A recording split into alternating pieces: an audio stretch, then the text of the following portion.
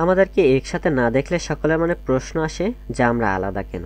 আসলে এখন ওদেরকে ছাড়া পৃথিবীটা অন্ধকার লাগে আমার। এই নিত্যদিনের আচরণ, এই ছোট থেকে বড় সব ধরনের দুষ্টুমি, এগুলো কখনো শেষ হবার নয়। প্রতিদিন ঘুম থেকে উঠে দিনের শুরুটা আলোকিত করতে ওদের দেখাই ছিল যথেষ্ট।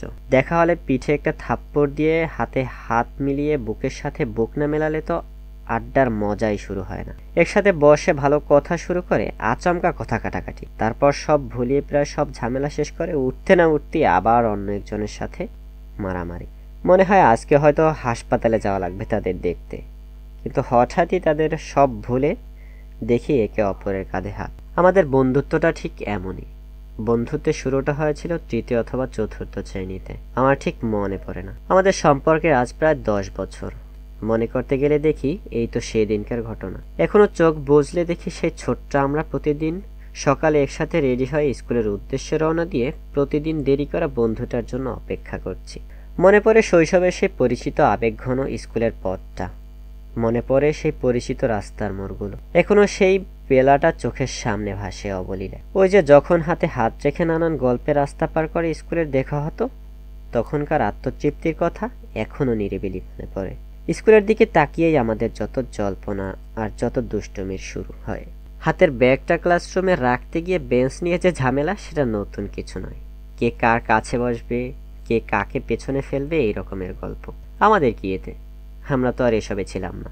আমাদের মূল লক্ষ্য ছিল বাইরে যাওয়ার, খেলাধুলায় অংশগ্রহণ। আমরা শুরু করার সুযোগই পাই না, কারণ আরো কত পাপী আছে যে দুষ্টুমিতে ভরপুর। আমরাও কম না। শুরু করি তাদের সাথে। খেলার এক পর্যায়ে প্রতিদিনকার মতো পক্ষপাতিত্ব শুরু। তাদের দল আর আমাদের বন্ধুত্ব। আমরা তো হারার নামই নেব না, তাতে যাই হোক। আবার ক্রিকেটের বল ব্যাট নিয়ে তো আমরাই থাকতাম মাঝে মাঝে মারামারিতে। খেলার জল্পনা কল্পনা শেষ করে এরই মধ্যে স্কুলের ঘন্টা।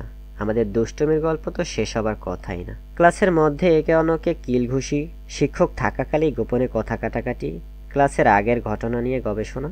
আবার মাঝে মাঝে তো দুষ্টুমির চরম শিখায় পৌঁছানোও ছিল সামান্য ঘটনা। কেউ দাঁড়ালে তার পেছনে কলম ধরা, কারো পরিবার নিয়ে গালাগালি, এমন। ক্লাসের একটু বিরক্তিকর পড়ালেখা আর এমন দুষ্টুমির ফাঁকে ক্লাস টাইম শেষ হয় আমাদের নানা গল্প আর ঘটনায় বাড়ির রাস্তাও শেষ হয়। দুপুরের খাবার খেয়ে আবার একসাথে না হলে তো ভাতই হজম হবে না। আবারও সারা বিকেল নানা খেলায় আর দুষ্টুমিতে শেষ হয়। কিন্তু আমাদের বন্ধুত্ব না, আমাদের বন্ধুত্ব শেষ হয় না। আজ প্রায় 10 বছর অনর্গলভাবে চলছে এমন।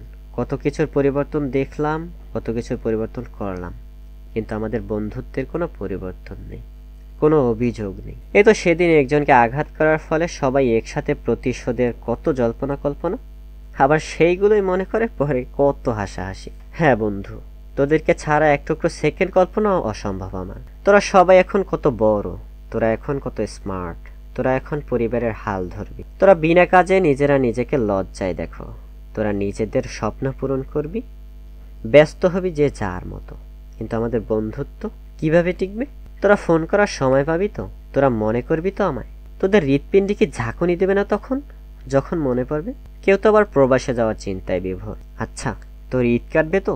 তুই খুশি থাকবি তো? জীবন হয়তো আসলেই এমন, তোরা আমার খুশি, সেই খুশি তোরাই থাকবি ভিন্ন শহরে। আমি তো কান্নার সুরে বলবো আমি তো এখন দুঃখী, কিন্তু তোরা আমায় ছাড়াই থাকবি ভিন্ন শহরে, আলাদা পরিকল্পনা, নতুন আশায়, নতুন স্বজনে। আচ্ছা, তোরা থাকতে পারবি তো?